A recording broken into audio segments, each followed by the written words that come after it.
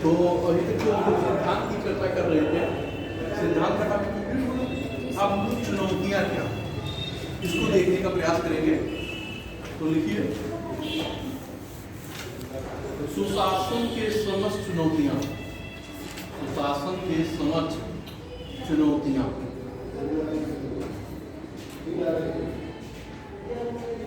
पहले कहिए आप लिखिए कौन कौन सी चुनौती है, फिर हम लोग लिखिए। सुशासन ये समस्त चुनौतियां, ये आपका जो है फॉर्मेटिंग है, जो ऊपर हम पहले इसको बता रहे हैं, उसको उसी रूप में लिख लीजिए। देखिए, राजनीति का अपराधीकरण, राजनीति का अपराधीकरण जो से चुनौती उत्पन्न करेगा। दूसरा, भ्रष्टाचार, राजनीति का अपराधीकरण, भ्रष्टाचार। दूसरा, तीसरा, लैंगिक समानता, लैंगिक समानता।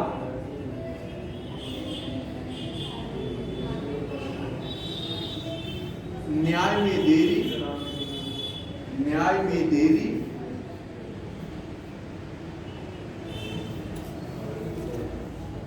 हिंसा की बढ़ती घटनाएं, हिंसा की बढ़ती घटनाएं।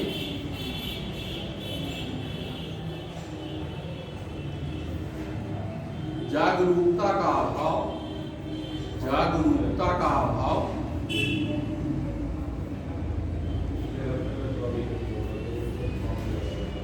जवाबदेही का, जागरूकता का अभाव, जवाबदेही का, जवाबदेही का अभाव। जैसे ये कुछ तत्व है कि जिनके आधार पर ये चुनौतियां देखी जाती है ना। इन आधारों पे सुशासन के समक्ष चुनौतियां खड़ी की जाती है। अब इनका समाधान कैसे होगा, किन सारी चीजों में होगा? तो इन चुनौतियों से कि जो सुशासन में जो पैदा हो रही समस्याएं आ रही हैं, इन्हीं की वजह से आ रही है। अगर ये चुनौतियां ना हो, ये चीजें ना हो, समस्या कहाँ आएगी? नहीं आएगी। तो लिखिए, आगे लिखिए, एक एक करके हम लोग इसको देखते हैं। लिखिए, राजनीति का अपराधीकरण, राजनीति का अपराधीकरण।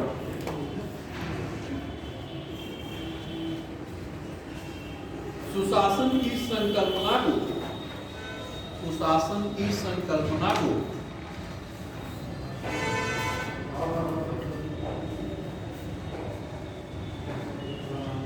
जमीनी स्तर पर लाने में सबसे बड़ी समस्या है।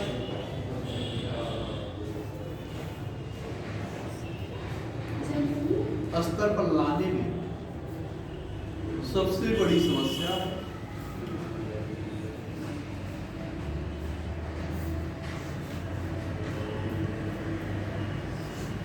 अगला, भ्रष्टाचार ऐसी समस्या है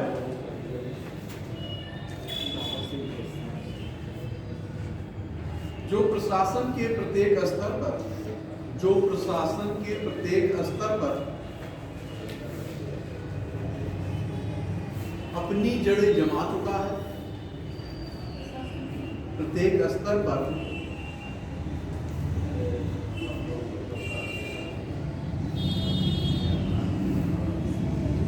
अपनी जड़ें जमा चुका है। ये प्रत्येक स्तर पर अपनी जड़ें जमा चुका है,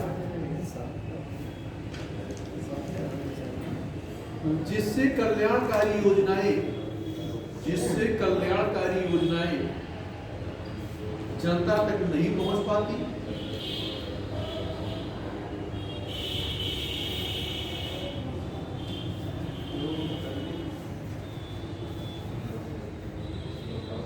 कल्याणकारी योजनाएं जनता तक नहीं पहुंच पाती हैं।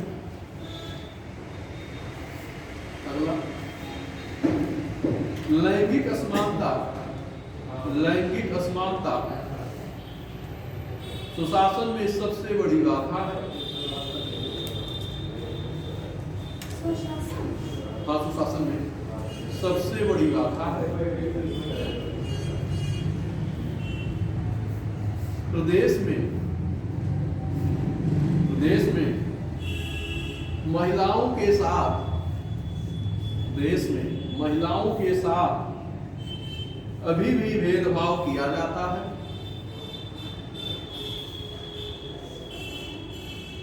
महिलाओं के साथ अभी भी भेदभाव किया जाता है।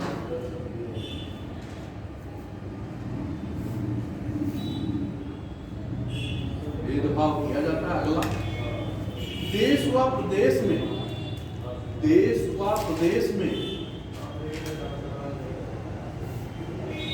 न्यायपालिका पर अत्यधिक भार है। देश एवं प्रदेश में न्यायपालिका पर अत्यधिक भार है,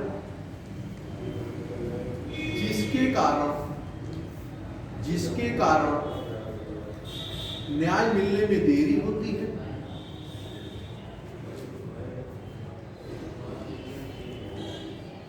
जिससे सुशासन स्थापित करने में देरी हो रही है।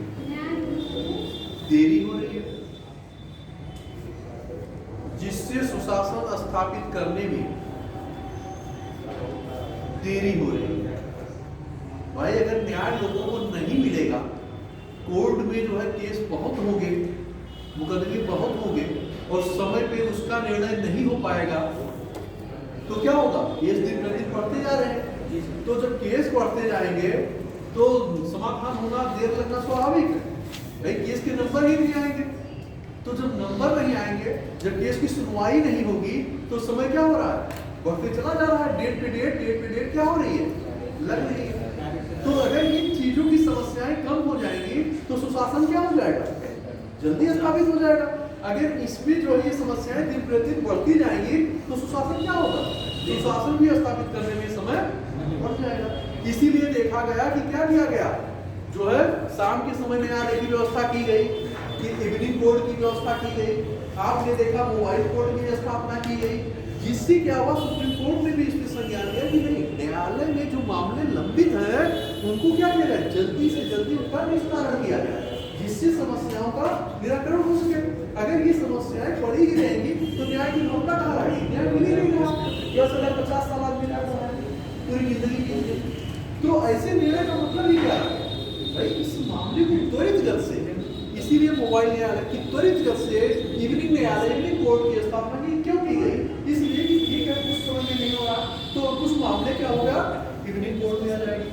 कुछ मामले क्या है, लोक अदालत में जा रहे हैं, जो सामाजिक से संबंधित, पारिवारिक संबंधित, विवाह से संबंधित कुछ मामले ऐसे हैं कि जो कहाँ जा रहे हैं, लोक अदालत में, सामाजिक न्यायालय। तो कहने का मतलब क्या है कि इस प्रकार के न्यायालयों की स्थापना की जाए, छोटे स्थलों में भी की जाए, इवनिंग कोर्ट की जाए, मोबाइल कोर्ट की जाए, कि जिससे इस समस्याओं का निराकरण जल्दी हो सके। क्योंकि भाई पॉपुलेशन अधिक है तो समस्याएं भी अधिक है। जहां जब जनसंख्या अधिक होगी तो समस्याएं भी क्या होगी, अधिक स्वाभाविक है। तो जो समस्याएं होगी वो न्यायालय, सुप्रीम कोर्ट क्या है, एक ही है। उच्च न्यायालय क्या है, प्रदेश में एक ही है। तो जब पॉपुलेशन अधिक यहाँ होगी वहां मामले अधिक जाएंगे, तो निर्णय में क्या होगा, उतना क्या है, आकार नहीं है, संसाधन कि जिससे त्वरित गति से निर्णय प्रदान किया जा सके। तो इसलिए इसमें विचार किया जा रहा है कि कुछ ऐसे मामले बनाए जाए कि जिससे क्या हो, अपराध कम हो और जिससे मामले कोर्ट में कम आए, और वो त्वरित गति से क्या कर दिया जाए, निर्णय दे दिया जाए, जिससे क्या हो, न्यायालय में मुकदमे या मामले लंबित। जब कम लंबित होंगे तो इससे क्या होगा, जब मामले अधिक लंबित होंगे, देरी होगी, तो लोगों की न्याय की भावना से विश्वास क्या होगा कि न्याय मिलने नहीं, न्याय में बहुत टाइम लगेगा। और जब न्याय की प्रक्रिया लंबी होगी तो लोगों के पास क्या होगा, पता चलेगा किसी के पास धन की समस्या है, किसी के पास कोई समस्या है, किसी के पास कोई समस्या, मतलब बहुत सारी समस्याएं क्या होती हैं, उत्पन्न होती है। तो जिससे क्या होता है, न्याय मिलने में दिक्कत हो जाती है। तो एक समस्या ये भी है कि जो सुशासन को स्थापित होने में देर, गुड गवर्नेंस को स्थापित होने में दिक्कत आ रही है।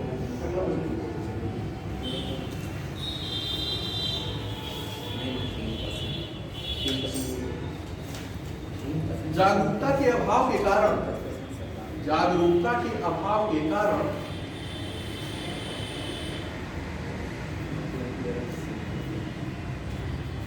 जनता अपने अधिकारों एवं हितों को समझ नहीं पाती। जनता अपने अधिकारों एवं हितों को समझ नहीं पाती।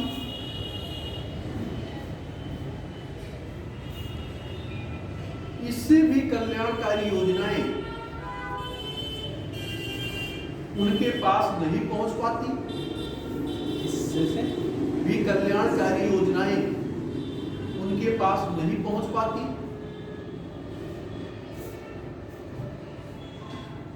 अभी हम लोग इस सारे बिंदु पे चर्चा कर चुके हैं, लेकिन है ना, जब इस सारे बिंदु पे सुशासन पे कर रहे थे तो हम लोगों ने इस पे चर्चा किया कि क्या क्या समस्याएं हैं जिससे लोक कल्याणकारी योजनाएं या अधिकार या उनके हितों के साथ किस प्रकार अनजस्टिस हो रहा है, किस प्रकार हनन हो रहा है, क्या दिक्कतें आ रही हैं, इस सारे बिंदुओं पे भी हम लोगों ने चर्चा किया था। आगे देखिए, शासन प्रशासन में जवाबदेही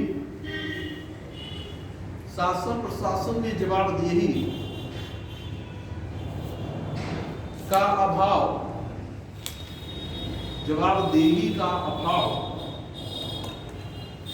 जिसके कारण सुशासन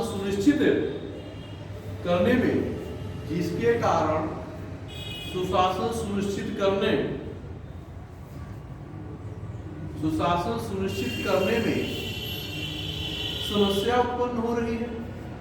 शासन सुनिश्चित करने में समस्या उत्पन्न हो रही है।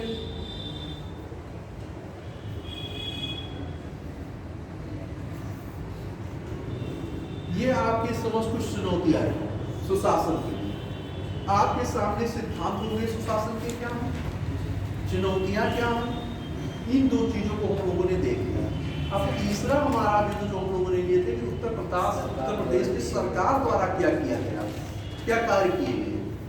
सुशासन स्थापित करने के लिए उत्तर प्रदेश सरकार भी तो कुछ करेगी, क्योंकि वही टॉपिक हम लोगों ने लेकर के चर्चा कर रहे हैं। तो अब उत्तर प्रदेश सरकार द्वारा किए गए कार्यों के विषय में हम लोग जानते हैं। तो नीचे सर एक नहीं हुआ है, हिंसा की बढ़ती घटनाएं। तो हिंसा की सामान्य चीजें हैं, कहीं कोई घटना होगी, कहीं किसी प्रकार की चीजें होगी, तो हिंसा क्या होगी, सामान्य सी चीजें हैं।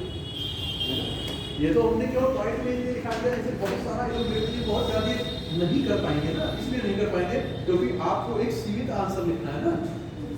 हिंसा क्या होगा, कहीं कोई लड़ाई झगड़ा होगी तो हिंसा स्वाभाविक डाल दीजिएगा। कहीं कोई लड़ाई झगड़ा होता है तो क्या होगी, हिंसा बढ़ेगी। कहीं मारपीट होगी तो क्या होगी, हिंसा बढ़ेगी। घरेलू हिंसा, वाह हिंसा, बहुत सारी प्रकार की हिंसा वायलेंस होती है ना। तो हिंसा तो बहुत सारे रूप में आपके सामने देखते होंगे। कहीं भी रोड पे क्या है, हाथापाई हो रही है, कहीं ऑटो में आने जाने में, कहीं बस के कन्वेंस में क्या हो गया, किसी बात को कहानी सुनने में क्या हो गई, लड़ाई हो गई।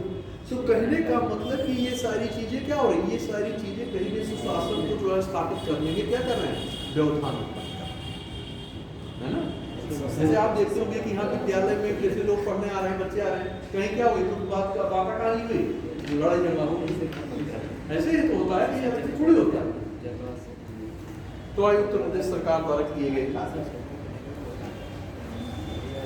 उत्तर प्रदेश सरकार द्वारा सुशासन के लिए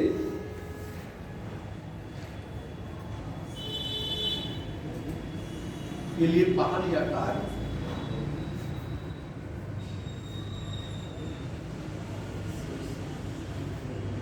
ये तीनों तीन स्टेप में लिख रहे हो ना, तीन फॉर्मेट में लिखे तीनों स्टेप अलग अलग करके, और जैसा भी क्वेश्चन आपसे पुट अप करेगा उस हिसाब से आप इसको कर लीजिएगा। भारत सरकार द्वारा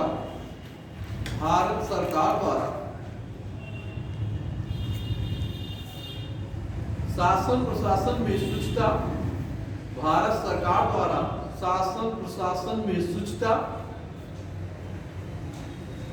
एवं पारदर्शिता स्थापित करने के उद्देश्य से शासन प्रशासन में शुचिता एवं पारदर्शिता स्थापित करने एवं पारदर्शिता स्थापित करने के उद्देश्य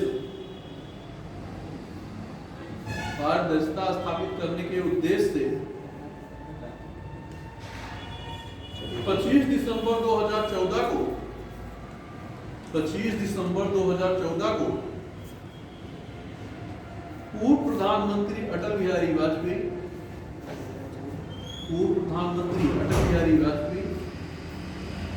के जन्म दिवस को सुशासन दिवस के रूप में मनाए जाने की घोषणा की गई।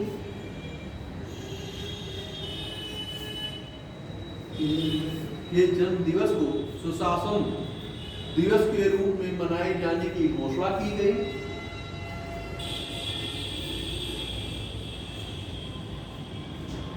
तब से देश एवं प्रदेश में प्रत्येक वर्ष देश एवं प्रदेश में प्रत्येक वर्ष 25 दिसंबर को सुशासन दिवस के रूप में मनाया जा रहा है। 25 दिसंबर को सुशासन दिवस के रूप में मनाया जा रहा है।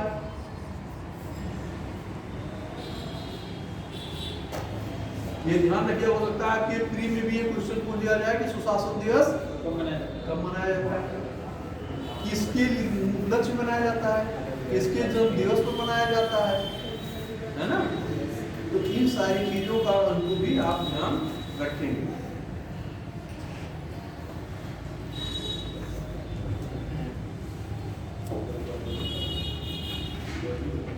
देखिए अगला, सूचना का अधिकार अधिनियम 2005 लागू। सूचना का अधिकार अधिनियम 2005 लागू। ई गवर्नेंस को बढ़ावा दिया जाना, ई गवर्नेंस को बढ़ावा दिया जा रहा है। ई गवर्नेंस को बढ़ावा दिया जा रहा है।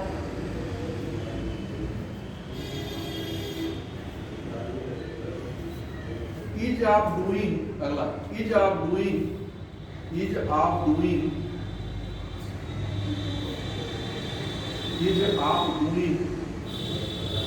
बिजनेस के माध्यम से, ease of doing बिजनेस के माध्यम से व्यापार में सुगमता,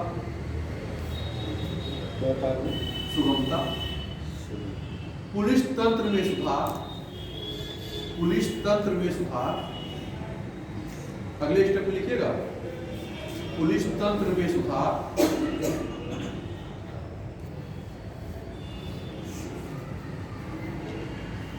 कानून का शासन स्थापित करने का प्रयास, कानून का शासन स्थापित करने का प्रयास,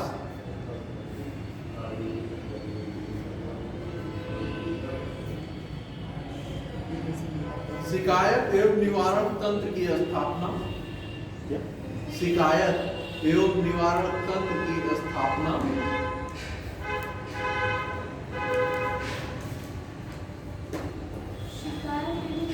निवारण तंत्र की स्थापना,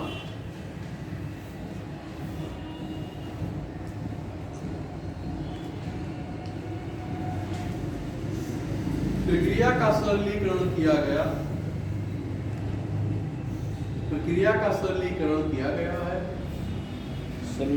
हाँ, मतलब आसान किया गया है।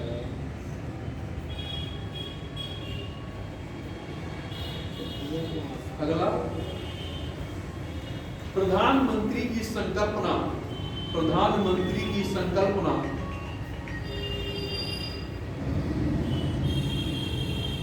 प्रधानमंत्री की संकल्पना, सबका साथ सबका विकास, प्रधानमंत्री की संकल्पना, सबका साथ सबका विकास, सबका विश्वास, सबका साथ सबका विकास, सबका विश्वास, सुशासन पर ही आधारित है, सुशासन पर ही आधारित है।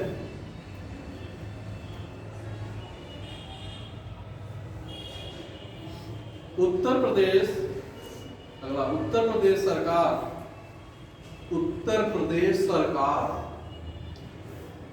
विगत कुछ वर्षों से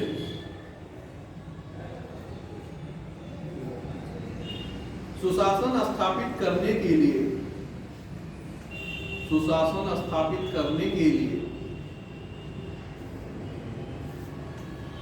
प्रयासरत है।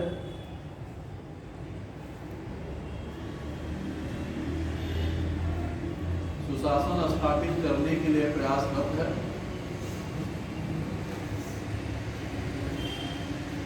अगला, उत्तर प्रदेश सरकार की सुशासन नीति, उत्तर प्रदेश सरकार की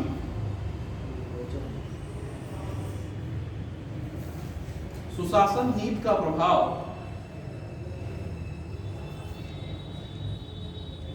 उत्तर प्रदेश सरकार की सुशासन नीति का प्रभाव शासन प्रशासन के प्रत्येक क्षेत्र में दिखाई पड़ रहा है। शासन प्रशासन के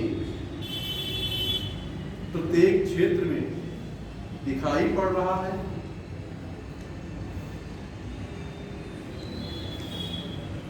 शासन प्रशासन के प्रत्येक क्षेत्र में दिखाई पड़ रहा है। चलिए अगला, प्रदेश सरकार 25 दिसंबर को प्रत्येक वर्ष सुशासन दिवस के रूप में मना रही है। सुशासन दिवस के रूप में मना रही है। साथ ही सुशासन पखवाड़ा भी आयोजित कर रही है। सुशासन पखवाड़ा भी आयोजित कर रही है। अगला, फिर से बोल दे। 25 दिसंबर को प्रत्येक वर्ष प्रदेश सरकार सुशासन दिवस के रूप में मना रही है। साथ ही सुशासन पखवाड़ा भी आयोजित कर रही है। आयोजित कर रही है।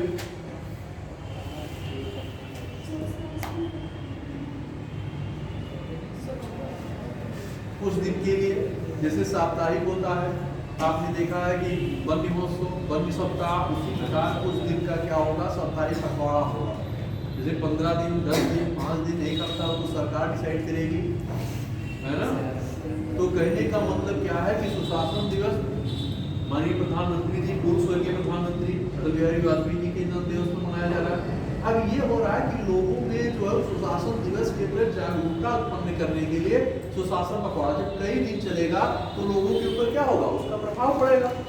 लोगों को टीवी, टेलीविजन, सूचना के माध्यम, पेपर, प्रेस, इन चीजों के माध्यम से क्या होगी, सूचना कि क्या हो रहा है, सुशासन पखवाड़ा मनाया जा रहा है। तो इससे क्या होगा, लोगों के अंदर जागरूकता पूरी होगी। क्यों मनाया जा रहा है? सुशासन का मतलब कि अच्छा शासन, गुड गवर्नेंस की बात की जाती है, तो उसमें उन सारी चीजों पे क्या होगी, बताया जाएगा। कुछ दिन के लिए भाई, जैसे होता है एक पक्ष, जैसे पक्ष होता है 3 पक्ष, तो आप कहते हो 1 पक्ष 2 पक्ष, पखवाड़ा भी उसे बोलते हैं। तो कहने का मतलब ये है कि उतने दिन की बात समझ आ रही है। बाकी और इसका कोई वो नहीं है कि पखवाड़ा कोई विशेष पक्ष है, उसको एक नाम दिया गया है, मतलब कुछ दिन के लिए वो अपना कर जाएगा। ऐसा नहीं है कि जो है पखवाड़ा कोई विशेष या कोई ऐसी चीजें हैं, एक सामान्य सी। आगे, उत्तर प्रदेश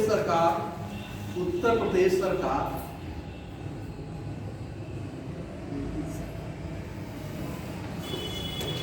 सुशासन स्थापित करने के लिए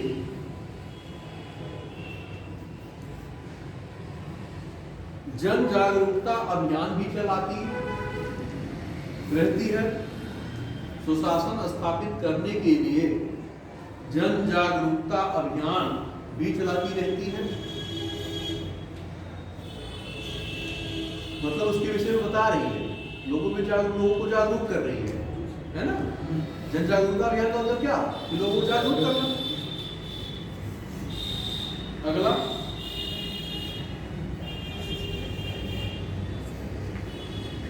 25 दिसंबर 2021 को 25 दिसंबर 2021 को केंद्रीय गृह मंत्री द्वारा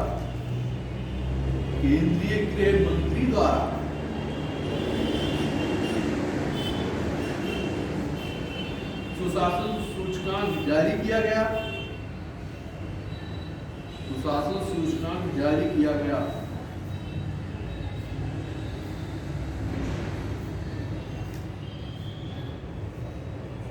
अब ये सारी कुछ चीजें आपके सामने जो है उत्तर प्रदेश सरकार के द्वारा किया जा रहा है। बात समझ आ रही है। आप हम लोग जो इसको कंप्लीट करते हैं तो निष्कर्षता हम कह सकते हैं, निष्कर्षता हम कह सकते हैं कि उत्तर प्रदेश सरकार द्वारा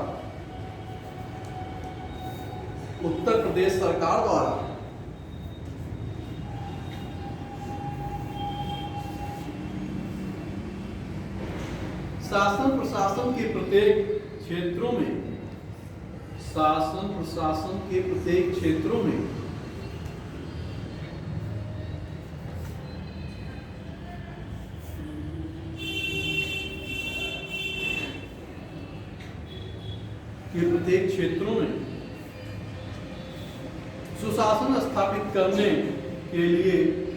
सुशासन स्थापित करने के लिए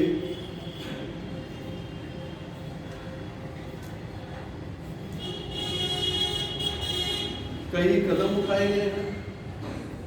सुशासन स्थापित करने के लिए कई कदम उठाए गए हैं,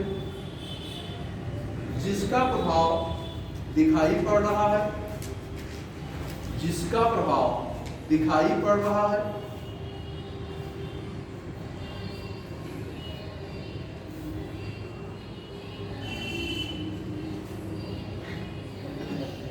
सुशासन के क्षेत्र में प्रदेश में काफी सुधार हुआ है। सुशासन के क्षेत्र में प्रदेश में काफी सुधार हुआ है।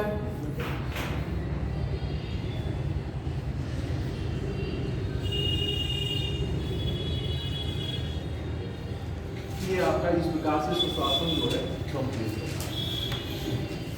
अब ये सुशासन से संबंधित चीजों को आपने देखा, उसके सुशासन क्या है, सिद्धांत, सुशासन के सिद्धांत क्या है, किन किन तत्वों के आधार पर सिद्धांतों को हम जो है उल्लेख करेंगे, ये बताएंगे कि इन आधारों के सुशासन के सिद्धांत को हम दिखा सकते हैं। उसके बाद क्या है, सुशासन के सामने चुनौतियां क्या प्रकट हो रही है, उन चीजों को भी हम लोगों ने क्रमवार एक करके देख लिया। और उत्तर प्रदेश सरकार के द्वारा सुशासन के क्षेत्र में क्या क्या कदम उठाए जा रहे हैं, किन किन चीजों को किया जा रहा है। जागरूकता भी अभियान चलाया जा रहा है, सुशासन पखवाड़ा चलाया जा रहा है, पारदर्शिता स्थापित की जा रही है, मतलब कहने का मतलब कि जवाबदेहिता भी निश्चित की जा रही है। इन सारी चीजों को लोगों में पहुंचाया जा रहा है कि जिससे क्या है कि शासन व्यवस्था सुचारू रूप से हो और अच्छी शासन व्यवस्था हो, गुड गवर्नेंस हो। ये ना हो कि जो है हमारी शासन व्यवस्था में किसी प्रकार की का व्यवधान आ रहा हो या किसी प्रकार की अनियमितता दिखाई पड़ रही हो। अगर अनियमितता ये सारी चीजें होती तो सुशासन होगा कहाँ से, नहीं होगा ना। तो इसीलिए क्या किया जा रहा है, देखा आपने कि संसाधनों पर क्या हो, न्यूनतम आवश्यकता जो है, न्यूनतम संसाधन क्या किया जाए, सभी को उपलब्ध कराया जाए, जिससे सबका साथ, अभी आपने देखा प्रधानमंत्री जी का सबका साथ सबका विकास और सबका विश्वास की बात की जा रही है। क्यों किया जा रहा है, इसीलिए भाई सबका साथ कैसे होगा, जब सभी लोग खुशहाल होंगे, सभी लोगों को जो है अच्छी सुविधाएं मिलेंगी, सभी लोगों को किसी प्रकार से कोई जो है शोषण किसी का नहीं करेगा, किसी प्रकार को किसी को कोई पीड़ित नहीं करेगा। अगर इन सारी समस्याओं से आप निजात पाओगे तभी तो सबके साथ चल पाओगे, नहीं तो अगर एक बार पीड़ित है एक बार खुशहाल है तो कैसे दोनों में सामंजस्य स्थापित होगा, नहीं होगा ना। तो जो अपनी खुशियों में, कोई गम में खोया हुआ है, कोई खुशियों में है, तो दोनों एक साथ कैसे चल सकते हैं, नहीं चल पाएंगे ना, क्योंकि तो किसी को अपने दुख की विडंबना लिए घूम रहा है और उसमें पता चला है आप खुशियों के गीत गाए तो उसको कैसा लगेगा? नहीं अच्छा लगेगा ना।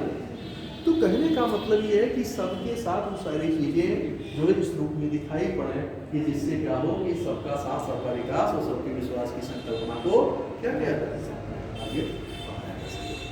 अब ये सारी चीजें देख रहे हो, बढ़ रहा है, नारा के रूप में भी दिया गया है, तो धीरे धीरे चीजें क्या होंगी, बढ़ेंगी और चीजें समाज में समानता, सुशासन, ये सारी चीज सरकार भी क्या है अभियान चला रही है, प्रयास कर रही है कि जिससे इन चीजों को क्या कर सके, अधिक से अधिक लोगों तक पहुंचा सके। अधिकारियों के ऊपर जो कार्य है उसके लिए समय निर्धारण कर दिया गया कि नहीं इतनी समय अवधि में क्या है कि आपको कार्य करके देना है ना। भ्रष्टाचार उस पर भी नकेल कसी जा रही है कि जो है उस पर भी नियंत्रण लगाने का प्रयास किया जा रहा है। भाई जब इन सारी चीज़ों पे जब नियंत्रण हो जाएगा, सारी चीज़ें जब समाप्त हो जाएंगी, तब आदमी के कार्य रुकेंगे, आदमी क्या रुकेंगे नहीं। जब हिंसा नहीं होगी, अपराध नहीं होगा, भ्रष्टाचार नहीं होगा, तो चीज़ें क्या होगी, तेजी से बढ़ेंगी। अगर ये सारी चीज़ें विद्यमान होगी तो क्या होगी, असुरक्षा की भावना होगी, किसी क्षेत्र में क्या होगा, असमानता होगी तो क्षेत्रवाद की भावना पनपेगी ना। फिर क्या होगा, वहीं से जो उसे सांप्रदायिक रूप दे दिया जाएगा, कोई जात विशेष की बात आएगी तो वहाँ एक समस्या क्या हो जाएगी, उसको कुछ लोग क्या कर देंगे, सांप्रदायिक रूप दे देंगे, तो वहाँ दूसरी प्रकार की घटनाएं उत्पन्न हो जाएंगी। तो कहने का तात्पर्य कहीं न कहीं एक दूसरे से सारी चीजें क्या होती हैं, जुड़ी होती हैं, प्रत्यक्ष या अप्रत्यक्ष रूप से। तो इन सारी तथ्यों को ध्यान में रख करके ही हमें क्या करना है, आगे बढ़ना है ना। जिस प्रकार से हमारे सामने प्रश्न होगा उसी प्रकार का हमें करना चाहिए। बाकी चर्चाएं तो हमें हर बिंदु पे वो करना है कि ये रहा कि कोई चीज छूटा ना हो। कुछ चीजें मान लीजिए जो लिखाया गया है नहीं याद आ रहा है, जो चीजें हमने चर्चा में बताई याद आ गया, उसको आप पॉइंट बना के लिख दें, है ना। क्योंकि जो चीजें हम बता रहे हैं उसी से संबंधित चीजों को आपको नोट भी करा रहे हैं। तो आगे आइए हम लोग देखते हैं लोकायुक्त क्या होता है। आपके इस कानून में सिटीजन चार्टर की भी बात की गई है, सूचना के अधिकार की भी बात की गई है। तो ये सारी चीजें कुछ ये टॉपिक जो है आपकी पोलिटी में और इसमें दोनों में कॉमन टॉपिक है। सूचना का अधिकार वहाँ भी है, लोकायुक्त वहाँ भी है ना, यहाँ और आपके सिटीजन चार्टर वहाँ भी है, यहाँ भी, दोनों में ये सब क्या है, कॉमन टॉपिक है। तो वहाँ भी आप लोगों के साथ डिस्कस किया गया, यहाँ हम भी करेंगे। तो दोनों चीज़ों में जहाँ वहाँ कहीं कोई दिक्कतें हुई होंगी, आपको ये चीज़ें यहाँ जब होंगी तो कवर कर लेंगी, तो चीज़ें और बेहतर ढंग से आप समझ सकते हैं, है ना। जो कुछ वहाँ मान लीजिए कि आपको नहीं समझ में आया, छूट गया हो या जो भी हो, आपके लिखने छूट गया हो या समझने में छूट गया हो, तो वो चीज़ें हम यहाँ बता रहे हैं, तो उनसे चीज़ें क्या हो जाएंगी, कवर हो जाएंगी, वो चीज़ें एक बार निकाल के आपको हो जाएंगी। तो आइए लोकायुक्त पे चलते हैं।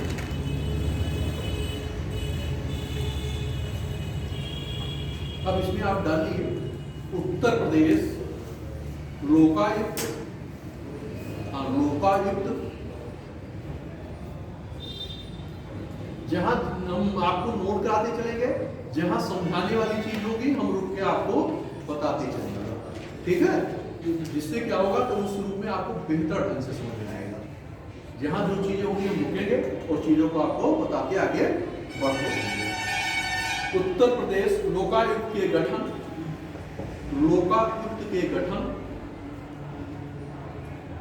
कार्य, लोकायुक्त के गठन, कार्य एवं शक्तियों का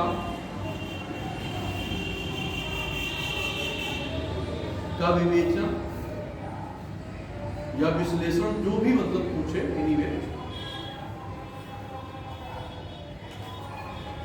अब इसमें आप देखिए कि इसके गठन की बात की जा रही है, कार्य की बात की जा रही है और शक्तियों की बात की जा रही है। अब इसमें आपसे क्वेश्चन जो है केवल कार्य पे पूछ सकता है ना, उनके शक्तियों से संबंधित पे क्वेश्चन पूछ सकता है।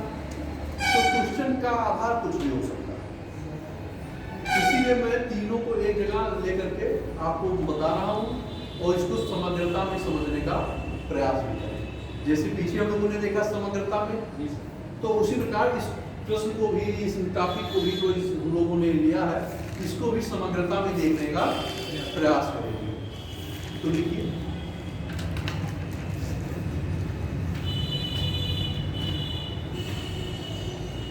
प्रथम प्रशासनिक सुधार आयोग, प्रथम प्रशासनिक सुधार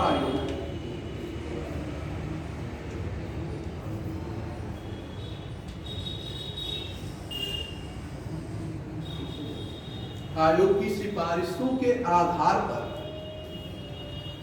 प्रथम प्रशासनिक सुधार आयोग की सिफारिशों के आधार पर उत्तर प्रदेश विधानमंडल द्वारा, उत्तर प्रदेश विधानमंडल द्वारा उत्तर प्रदेश लोक आयुक्त, उत्तर प्रदेश लोक आयुक्त तथा उप लोक आयुक्त अधिनियम, तथा उप लोक आयुक्त अधिनियम 1975 पारित किया गया। 1975 पारित किया गया।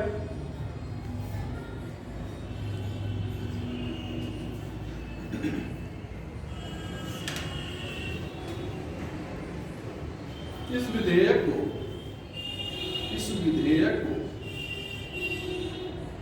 अनुच्छेद 201 के तहत,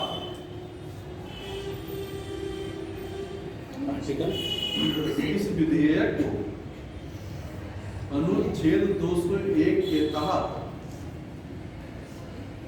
राष्ट्रपति की सहमति प्रदान की गई। राष्ट्रपति की सहमति प्रदान की गई तथा वर्ष 1977 में, तथा वर्ष 1977 में लोकायुक्त की नियुक्ति की गई। लोकायुक्त की नियुक्ति की गई।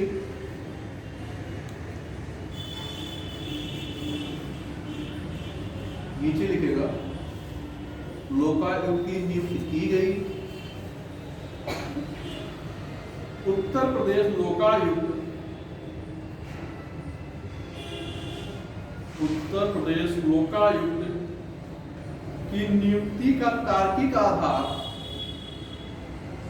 की नियुक्ति का तार्किक आधार एक प्रभावशाली शिकायत निवारण तंत्र का, एक प्रभावशाली शिकायत निवारण तंत्र का, शिकायत निवारण तंत्र का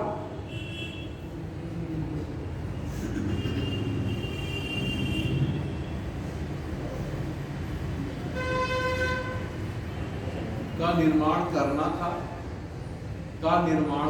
था, उत्तर प्रदेश लोकायुक्त की योग्यता, उत्तर प्रदेश लोकायुक्त की योग्यता, कार्यकाल, योग्यता, कार्यकाल एवं शक्तियों का विवरण निम्नवत है। यह विवरण इस प्रकार है।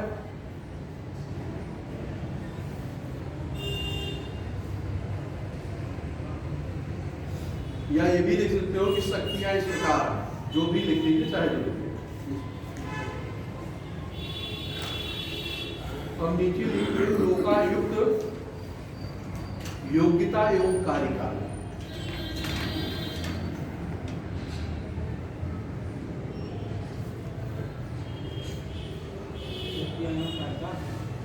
योग्यता एवं कार्यकाल मतलब उसकी नियुक्ति होने के लिए कोई योग्यता होगी ना।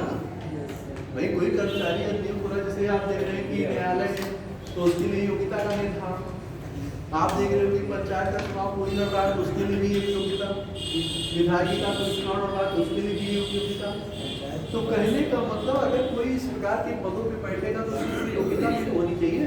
तो योग्यता क्या है उसका हम लोग देखते हैं। देखिए लोकायुक्त सर्वोच्च न्यायालय, लोकायुक्त सर्वोच्च न्यायालय या उच्च न्यायालय के न्यायाधीश के पद पर हो, सर्वोच्च न्यायालय या उच्च न्यायालय के न्यायाधीश के पद पर हो या रह चुका हो, मतलब चाहे जहां पे वो क्या कर रहा हो, न्यायाधीश के पद पर कार्य किया हो, चाहे जहां किया हो। अगला लिखिए दूसरा, उत्तर प्रदेश लोकायुक्त का कार्यकाल, उत्तर प्रदेश लोकायुक्त का कार्यकाल 6 वर्ष निर्धारित किया गया। पूछता है कि लोकायुक्त का कार्यकाल कितना होता है, आपके क्वेश्चन 3 में पूछा जाता है और ये भी पूछा जाता है कि वर्तमान में कौन लोकायुक्त है, दोनों प्रश्न पूछते हैं, पूछा जाता है। और ये भी पूछा जाता है कि इसका गठन कब किया गया, बात में आ रही है, इसका गठन कब हुआ था। तो ये इस प्रकार के आपके क्वेश्चन बनते हैं। 6 वर्ष निर्धारित किया गया था, किंतु वर्ष 2012 में लोकायुक्त के कार्यकाल को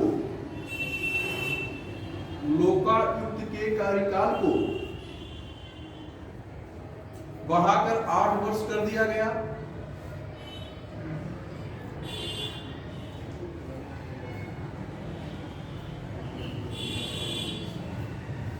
अब आप देखिए इसके पहले क्या था कि कार्यकाल 12 के पहले क्या था, 6 वर्ष, लेकिन उसके बाद संशोधन करके उसके कार्यकाल को क्या कर दिया गया, बढ़ा करके 8 वर्ष कर दिया गया। यही क्वेश्चन भी पूछा गया था एक बार एग्जाम में, उसी समय जब संशोधन हुआ था तो ये प्रश्न भी पूछा गया था कि लोकायुक्त का कार्यकाल बढ़ा करके कितना वर्ष कर दिया गया। ये प्रश्न भी पूछा गया, आपके आयोग ने ही पूछा प्रारंभिक परीक्षा में, समझ रहे हैं। आगे लिखिए, न्यायमूर्ति विश्वंभर दयाल उत्तर प्रदेश के विश्वंभर दयाल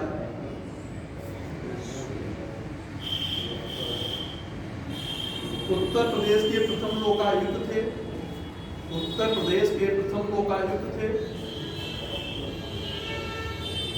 वर्तमान में न्यायमूर्ति संजय मिश्रा है, जो इस समय है, मतलब संजय मिश्रा है, न्यायमूर्ति संजय मिश्रा है।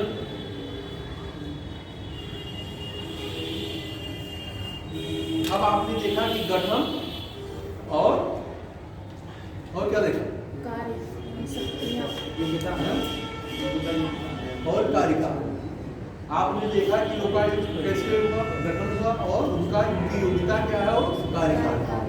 अब हम लोग आते हैं उनके कार्य क्या, ठीक है, लोकायुक्त के कार्य।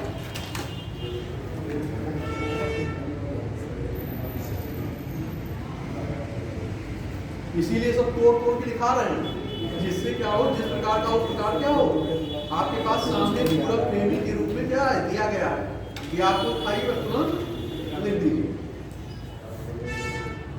लोकायुक्त के कार्य अभी लिखा है, कहीं परेशान है आप, मैं सब करा रहा हूं, थोड़ा ही। उत्तर प्रदेश लोकायुक्त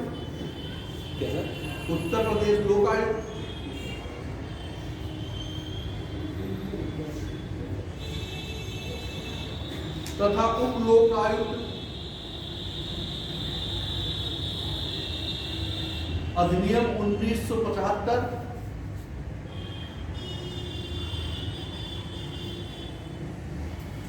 नागरिकों को,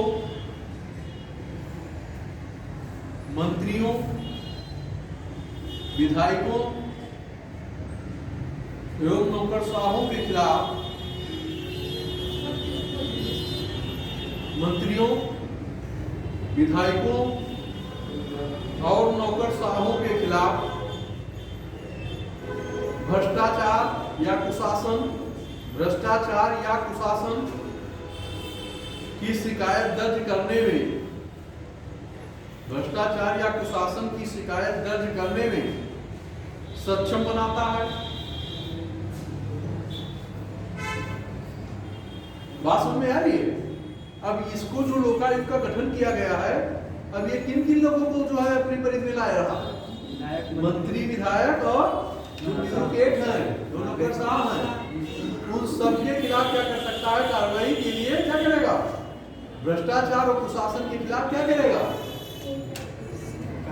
शिकायत दर्ज करेगा। तो अब इससे क्या होगा कि बचने के लिए मुश्किलें होंगी। आगे बढ़िए। हाई लेवल करप्शन के खिलाफ जांच करना। अगला, हाई लेवल करप्शन के खिलाफ जांच करना।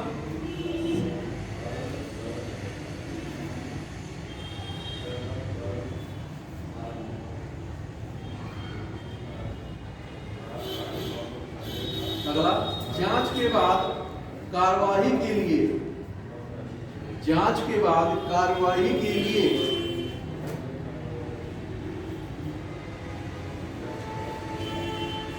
राज्य सरकार को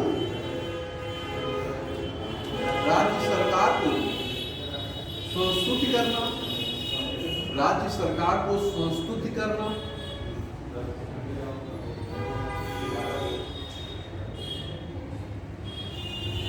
अब जो ये केस दर्ज करेगा, शिकायत दर्ज करेगा, उसको संस्तुति करेगा, सरकार को करेगा। अब सरकार उस पर क्या करती है? एक्शन लेती है ना? क्योंकि इसकी जो बनाई गई है, क्या करना है इसको, उनके खिलाफ कोई कदाचार है, भ्रष्टाचार या ऐसी सारी चीजों में संलिप्त है, तो उनके खिलाफ क्या करना है? शिकायत दर्ज करना है ना? आगे लिखिए। कुशासन के खिलाफ कार्रवाई करना।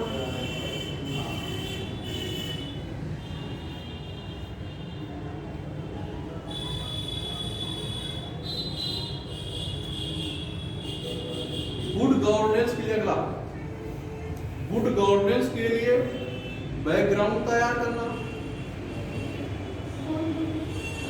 छोटा है क्या? इससे पहले आला गुड गवर्नेंस।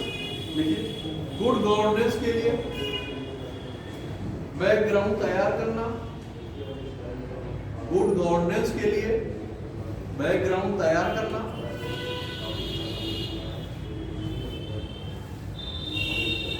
अगला, प्रत्येक क्षेत्र में पारदर्शिता लाने के लिए कार्य करना। प्रत्येक क्षेत्र में पारदर्शिता लाने के लिए कार्य करना।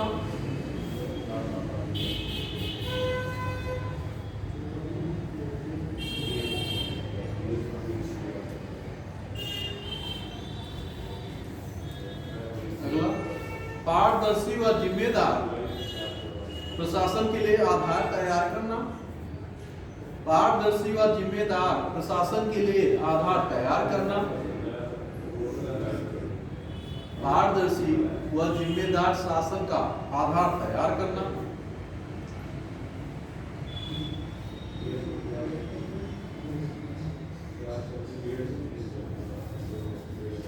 अगला, लोगों में भ्रष्टाचार के प्रति, लोगों में भ्रष्टाचार के प्रति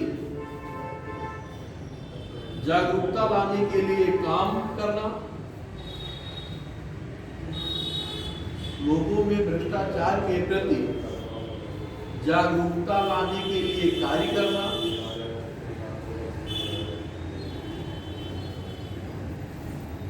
जागरूकता लाने के लिए कार्य करना। अगला, लोक प्रशासन में राजनीतिक हस्तक्षेप को, लोक प्रशासन में राजनीतिक हस्तक्षेप को न्यूनतम करना।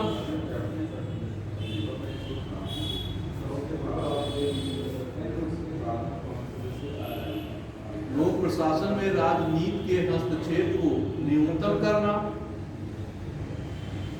अगला लिखिए, भ्रष्टाचारियों के खिलाफ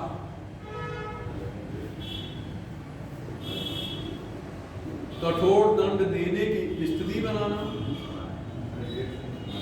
भ्रष्टाचार के खिलाफ कठोर दंड देने की स्थिति बनाना।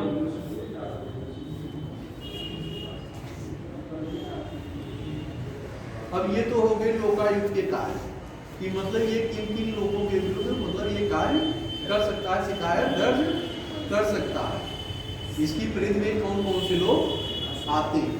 अब ये भी जानना है कि इनकी परिधि में कौन नहीं आता, ये किनके ऊपर कार्य नहीं कर पाते। ये प्रश्न उठता है ना, ये मन में आपके प्रश्न उठता रहिए कि भाई अगर इन लोगों के खिलाफ कार्रवाई कर सकता है तो कोई ऐसा भी है कि जिसके खिलाफ ये कार्रवाई नहीं कर सकते। बात समझ आ रही है? लोकायुक्त, लोकायुक्त किसके विरुद्ध कार्य नहीं कर सकता? अब नीचे लिखिएगा, ये सब इसलिए लिखा रहे हैं कि थोड़ा हाईलाइट टाइप करेगा तो आपको क्या होगा कि आप ऐसी चीज समझेंगे कि मतलब इससे क्या मतलब है। जब थोड़ा हेडिंग टाइप में रहेगा तो क्या होगा, चीजें उभर के सामने आएंगी।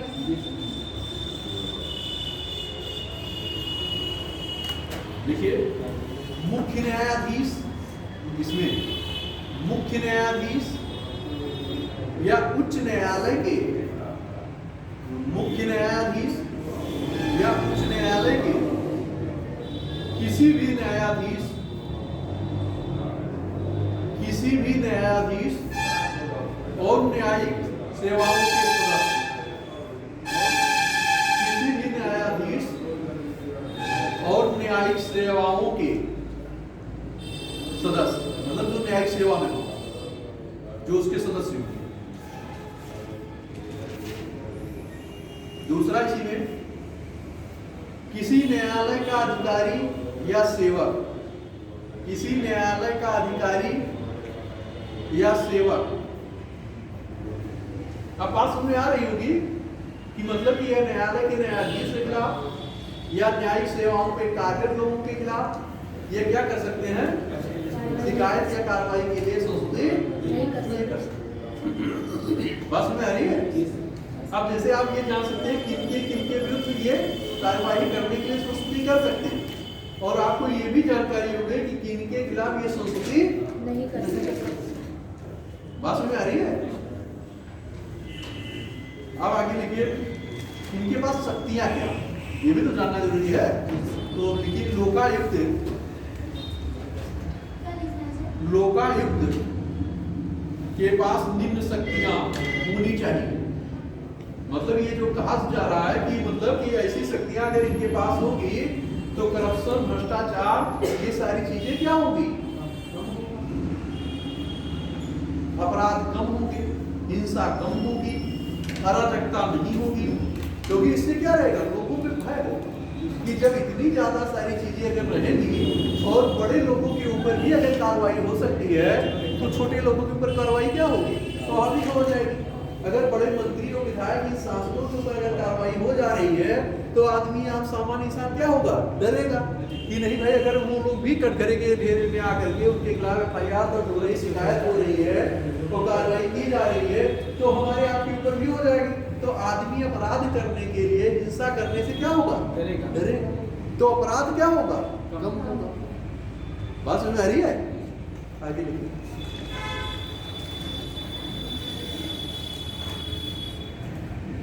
जांच एजेंसी, इसी नीचे लिखेगा जांच एजेंसी। लोकायुक्त कराया गया था नहीं क्या आप लोगों को? क्यों लोकायुक्त कराया गया था? नहीं राज्य व्यवस्था नहीं कराया गया। और सुशासन नहीं कराया गया, नहीं कराया गया, कराया गया। इंपॉर्टेंट है देश के कारण, आपके वहां से भी क्वेश्चन पोलिटी में पूछे जाते हैं।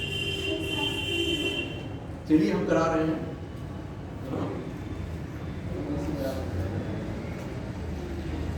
जांच एजेंसी का लोकायुक्त के पास, लोकायुक्त के पास अपनी जांच एजेंसी, अपनी जांच एजेंसी नहीं है। हाँ नहीं है, लोकायुक्त के पास अपनी जांच एजेंसी नहीं है।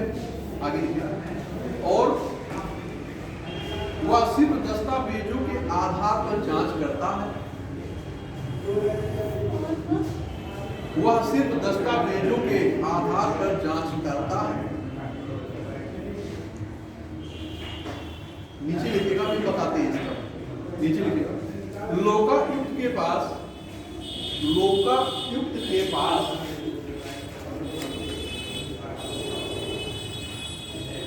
केवल 3 डिप्टी एसपी के, केवल 3 डिप्टी एसपी रैंक के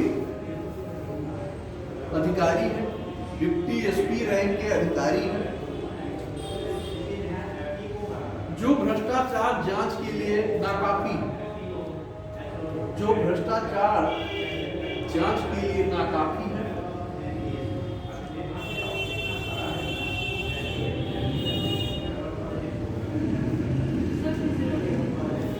कहां लिखा?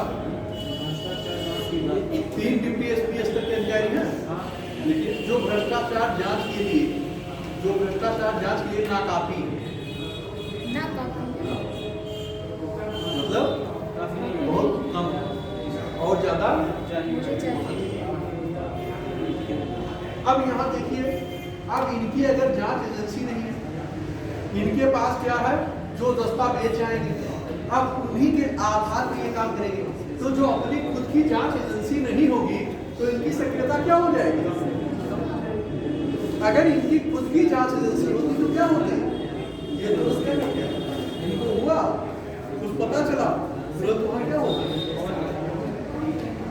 लेकिन जब इनके पास क्या होगा कि इनके पास केवल दस्तावेज जाएगा, जो दस्तावेज कहां से जाएगा? तो अगर दस्तावेज जाएगा तो फिर इनके पास क्या हो जाएगा? ये सब भावनाएं कम चली जाएगी। तो जब दस्तावेज उतारा उन्हीं के आधारों की जांच करनी है, तो केस की जो है मजबूती क्या होगी? मजबूती क्या होगी? जो दस्तावेज में दिया गया उसी के आधार पर इनको क्या करना होगा? अगर ये खुद जाकर इन्वेस्टिगेशन करते या खुद ऐसी चीजें करते जब तथ्य कुछ तो इसलिए इनकी क्या हो जाती है? लिमिटेशन, है ना। आगे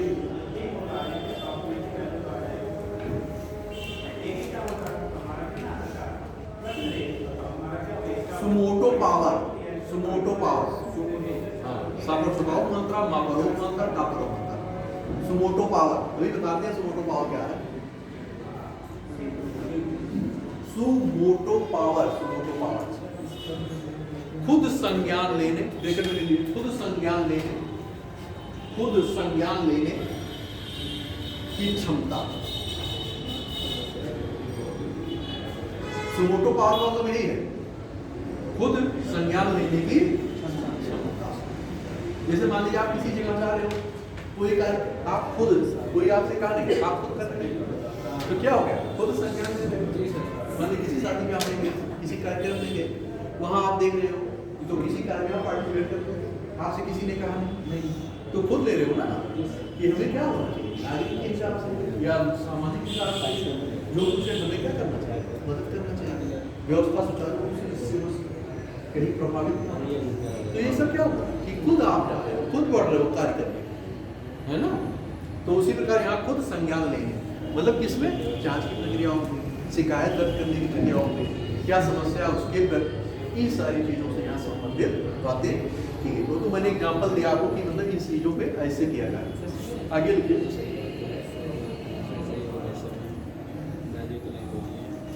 अभी तक उत्तर प्रदेश लोकायुक्त, अभी तक उत्तर प्रदेश लोकायुक्त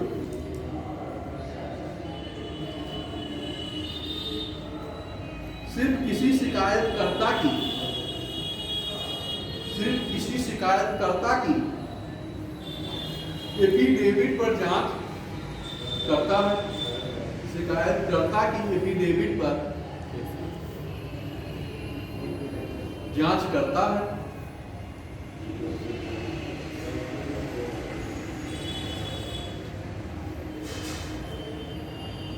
नीचे उत्तर प्रदेश लोकायुक्त के पास, उत्तर प्रदेश लोकायुक्त के पास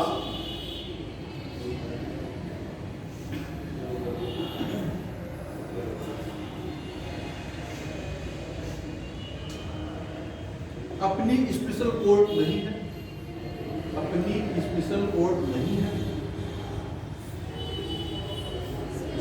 हाँ, स्पेशल कोर्ट, कोई स्पेशल कोर्ट नहीं है जिससे कि किसी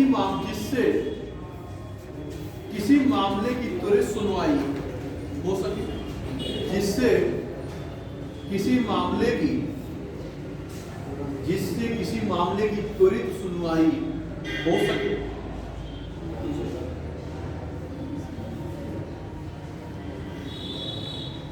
अब अगर इसके पास कोर्ट नहीं है तो ये तेजी से मामले का निस्तार कैसे कर पाएगा? नहीं कर पाएगा ना। और अगर इसके पास खुद की स्पेशल कोर्ट होती तो क्या करता? तुरंत क्या होता कि मामला वहां पहुंच जाता और तेजी से क्या होता उस समस्या का समाधान। तो ये सारी चीजें क्या है उसके पास नहीं है, इसीलिए वो क्या हो जा रहा है, कंपाउंड हो जा रहा है। और फिर क्या है, एफिडेविट पे आपने इसके पहले लिखा है एफिडेविट पे। आप बताइए जब एफिडेविट पे जो चीजें जाएंगी तो आप उन्हीं के आधार पे तो करोगे, तो क्या होगा, केस तो ऐसे कमजोर हो जाएगा। बात समझिए, मामला क्या हो जाएगा कि प्रथम दृष्टया ही जो मामला संज्ञान में आ रहा है उन्हीं के आधार पे तो हमें इन्वेस्टिगेशन करना होगा।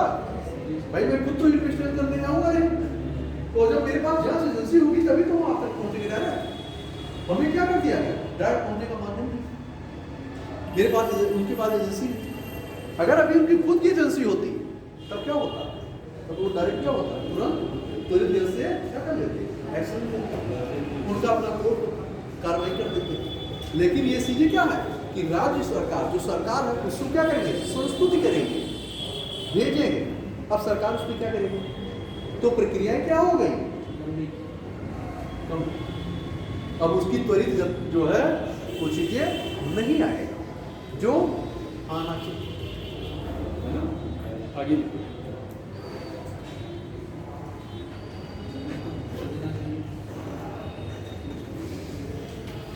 नीचे लिख लीजिएगा, लोकायुक्त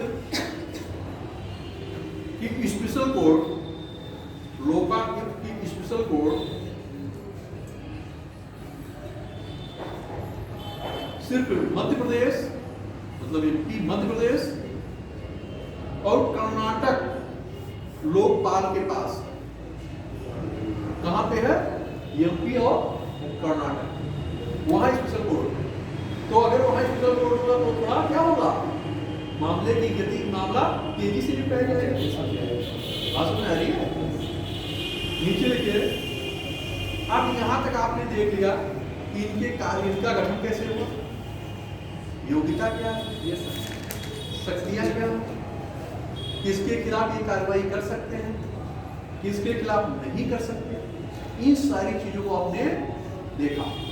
और फिर ये देख रहे हैं खुद संज्ञान लेने की क्षमता क्यों नहीं आ रही है, क्योंकि जांच एजेंसी नहीं है ना। फिर क्या है कि जो एफिडेविट दस्तावेज जो है उसी के आधार पर, एफिडेविट शपथ पत्र है ना, जैसे होता है कि आप बीच में कई मामला होता है कुछ, तो एफिडेविट आप जो है तहसील से या जिले न्यायालय से एफिडेविट बनवाते हो, है ना। बात समझ आ रही है। शपथ पत्र कि हमने, मैं शपथ लेता हूँ, उसमें आप लिखाते हो, टाइप करके दे देता है आपको।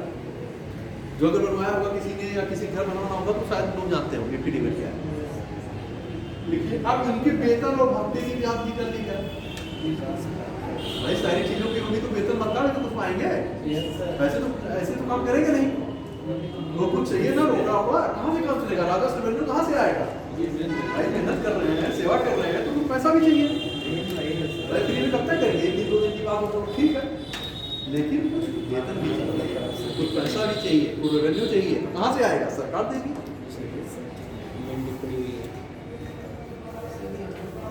उत्तर प्रदेश लोकायुक्त, उत्तर प्रदेश लोकायुक्त को उच्च न्यायालय के मुख्य न्यायाधीश, उच्च न्यायालय के मुख्य न्यायाधीश को दे भत्ते मतलब दिया जाएगा, तो दे भत्ते और पेंशन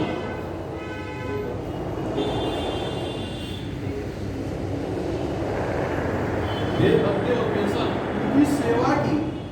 उनकी सेवा की अन्य शर्तों को ध्यान में रखा जाएगा।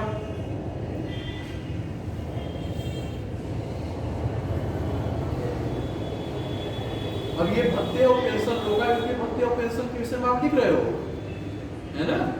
डाला ही नहीं है। आगे लिखिए नीचे, उपलोकायुक्त की स्थिति, उपलोकायुक्त की स्थिति में उच्च न्यायालय के अन्य न्यायाधीश, उच्च न्यायालय के अन्य न्यायाधीश, भाई चीफ जस्टिस तो एक ही होगा ना, बाकी तो अन्य न्यायाधीश होंगे। जैसा कि सुप्रीम कोर्ट में एक ही चीफ जस्टिस होता है ना, और आपकी उच्च न्यायालय में भी क्या होगा, चीफ जस्टिस एक ही होगा।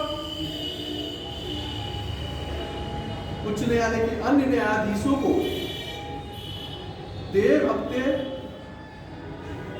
और उनकी सेवा की अन्य शर्तों को, देय भत्ते मतलब दिया जाना भत्ता, देय भत्ते और उनकी सेवा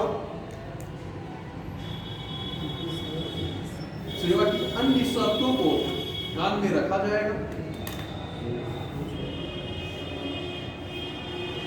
अब यहां तक तो बात हो गई, सारी चीजों को हम लोगों ने देख लिया। अब एक बिंदु और क्या बच रहा है, सोच के बताइए, कुछ और बच रहा है?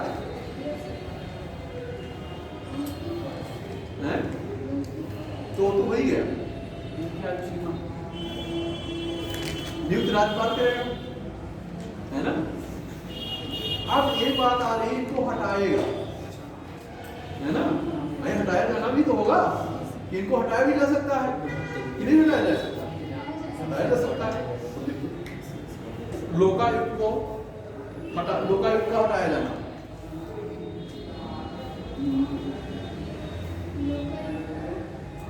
उत्तर प्रदेश में लोकायुक्त का हटाया जाना, इस सबको इस टेबल में आप लोग लिखिएगा, जिससे जो है आपको एकदम पूरा ये लगे कि सबको क्या है, जब चाहो तो जोड़ दो, जब चाहो रख दो, है ना?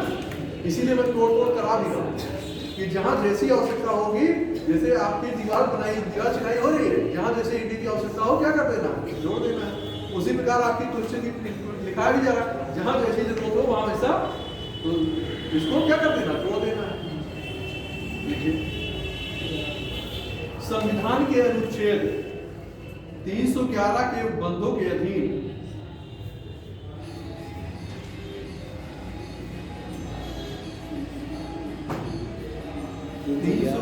के उपबंधों के अधीन रहते हुए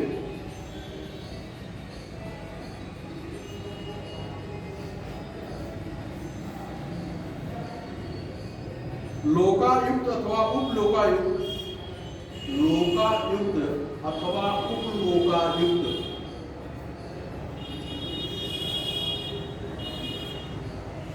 को कदाचार अथवा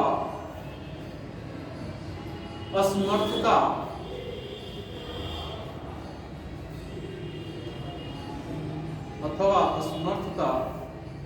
के आधार पर, मतलब इनको हटाया जाए किस पे, भैया कदाचार में लिप्त हो, इन्हीं दो आधारों पे क्या करेंगे, क्योंकि जब न्यायाधीश से संबंधित उनकी योग्यता को रखा गया, तो जो न्यायालय की प्रक्रिया है जिस प्रकार से, उसी प्रकार से इनको भी क्या किया जाएगा, कानूनी का प्रावधान होगा, स्वाभाविक है। तो लिखिए आगे, ना कि उसी में ना कि किसी अन्य आधार पर, ना कि किसी अन्य आधार पर राज्यपाल द्वारा उसके पद से हटाया जा सकता है, राज्यपाल द्वारा हटाया जा सकता है।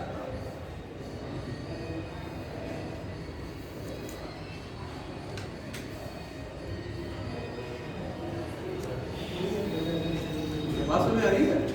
तो बात आपकी जो है यहाँ कंप्लीट हो जाती है। टॉपिक थोड़ा जो है लंबा है, क्योंकि क्वेश्चन भी कई टाइप के इस पे पूछे जाते हैं, तो इसलिए मैंने पूरा कवर किया है कि किसी भी टाइप का क्वेश्चन आपकी लोकायुक्त में पूछता है तो आप उसको लिखने की स्थिति चाहे जिस टाइप का क्वेश्चन इससे घुमा के पूछे आपसे। अब हम लोग कल करेंगे सिटीजन चार्टर क्या है, उस पर हम लोग कल चर्चा करेंगे, है ना। तो फिर उसके बाद ये टॉपिक आपका हम लोग कंप्लीट करेंगे। सूचना का अधिकार बहुत सारी बार पढ़ चुके होंगे, पॉलिटी भी पढ़ाया गया होगा, तो उस पर हम हल्का रेफरेंस देंगे और फिर सिटीजन चार्टर को हम लोग डिस्कशन करेंगे, ठीक है। बाकी